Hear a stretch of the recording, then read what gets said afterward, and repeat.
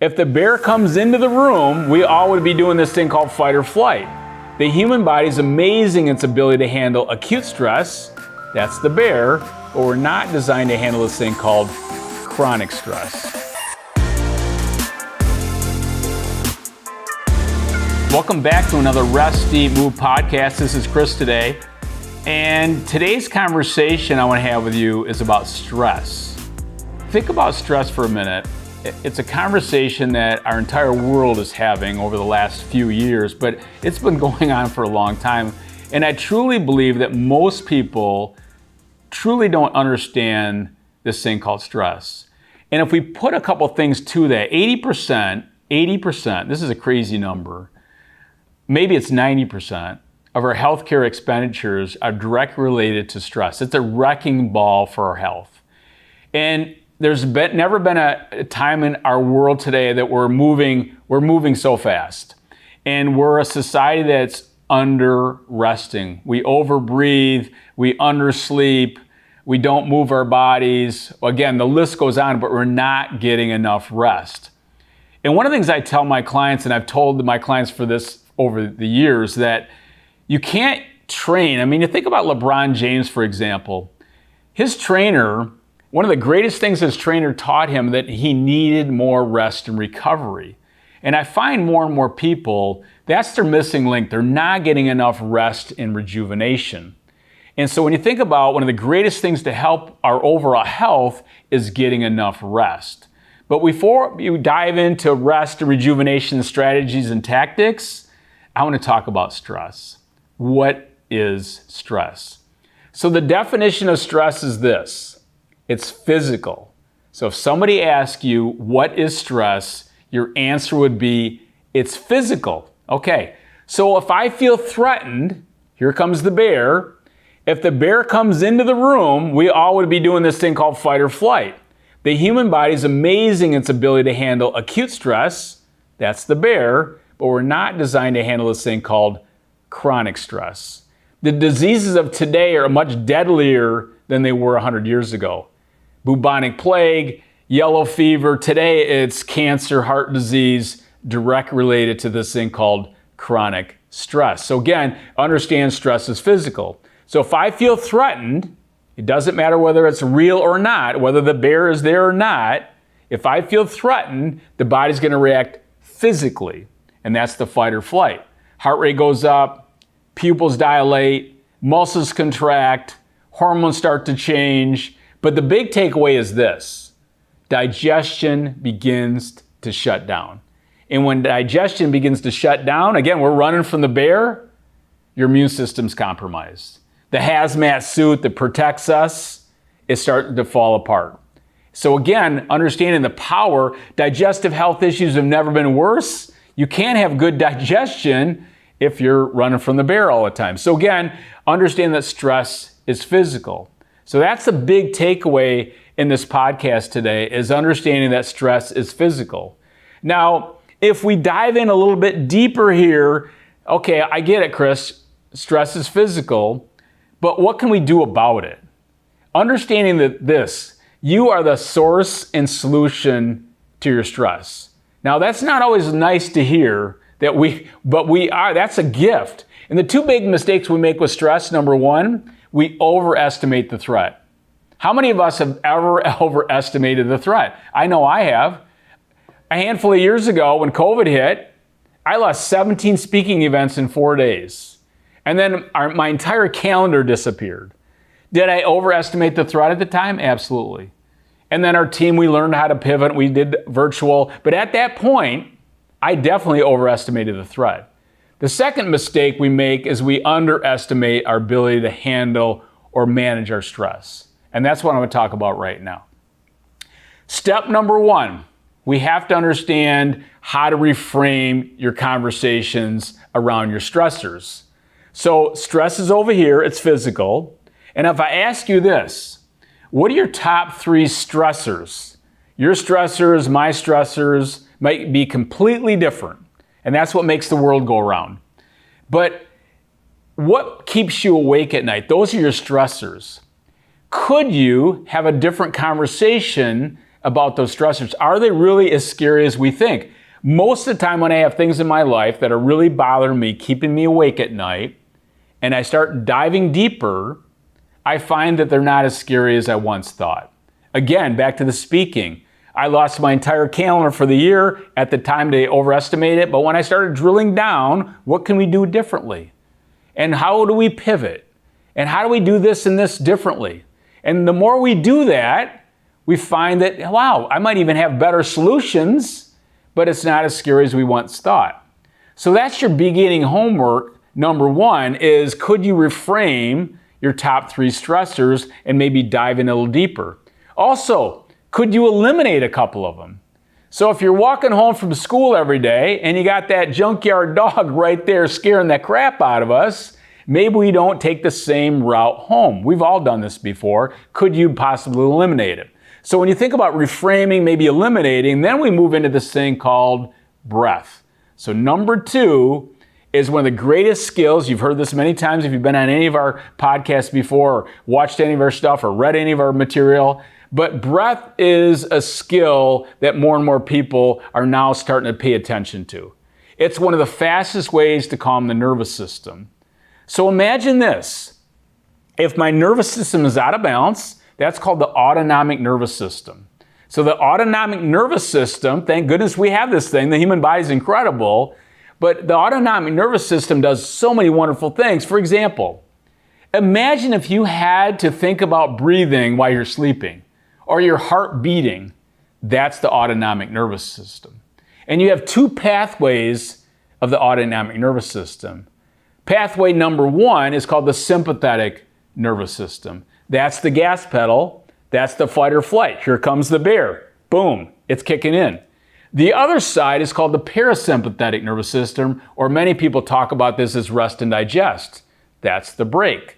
So the sympathetic nervous system is the gas pedal. Imagine if the gas pedal is going all day long, we're going to get out of balance, we're going to be a mess. And imagine if you got the brake on all day, I don't want to get out of bed. So again, depression is that parasympathetic nervous system, and anxiety is more on the sympathetic nervous system. And we've never had more mental health issues than we do today. That's why we're talking about stress today. So understand, how do you balance the two? It's not one side's better than the other. It's how do you bring it back into balance? Because there's no such thing as good and bad stress. There's good arousal, but stress basically makes the nervous system out of balance. And the goal is, how do you bring it back into balance? So we talked about reframing. Number 2, we're going to talk about breathing. And breathing is one of the fastest ways to rebalance the nervous system. And you can do it 24/7. It's one of the greatest skills. One of my great friends and colleagues, Dr. Phil Nurnberger, I mentored with this guy for like 15 years training. And that's all he talked about. In fact, people would come into the training and they were going, is Phil going to talk about breathing again today? And I would look him in the eye and I'm like, he's going to talk about it until you get it right, because it's one of the greatest skills you can do to calm the mind and relax the body. Now, one of the strategies I'm going to help you with today is called alternate nostril breathing. Now, I don't know about you, but I never knew this. I thought the nasal passages were just an exhaust for the body to get air in and out. And reality is the nasal passages are the nervous system's balance system. So again, one of the greatest things you can do is learning how to use the nose and alternate nostril breathing. So here's how it goes. You take your right index finger and you put it right on your right nostril. Full inhalation, full exhalation. In the left nostril is the parasympathetic nervous system. The right nostril is the sympathetic nervous system. So again, I do that full inhalation, full exhalation, and then I change sides. And do that for 3 breaths. You will be shocked how powerful that is to calm the mind and relax the body. Every school system could start every class with alternate nostril breathing. You would have this skill the rest of your life. So again, one of the fastest things to do to help balance the nervous system is doing alternate nostril breathing. Again, 3 times on each side, it resets the body amazingly quick. Number 2 about breathing. So again, reframing is number 1, breathing is number 2, but the second component of breathing is this. we need to start breathing through the nose 24/7. So we talked about alternate nostril breathing, but I want you to breathe through the nose and pay attention how much you breathe through your mouth. I want you to start breathing through your nose 24/7. Besides eating, drinking, maybe working out, breathe through the nose 24/7. From there, we got to start using the diaphragm. The diaphragm is that dome-shaped muscle underneath the lungs. One of the two most important muscles in the human body is the heart and the diaphragm. And as we age, the diaphragm gets weak.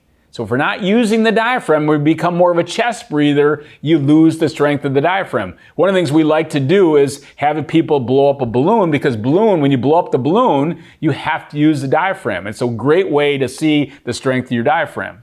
So when you use the diaphragm, what's so special about using the diaphragm? Well, not only helps you get more oxygen in and out of the body, it also helps to calm the mind and relax the body because of the vagus nerve. So the vagus nerve is the nerve, one of the longest nerves in the human body. It connects to the diaphragm, and anytime you use the diaphragm, it stimulates the vagus nerve. And what does that do? It stimulates the parasympathetic nervous system and calms the sympathetic nervous system. So it's like an automatic brake to relax the body. Now, here's just a side note here. People have blood pressure problems like never before. One of the greatest things I can teach you today is learning how to use the nose, the diaphragm, and slowing it down.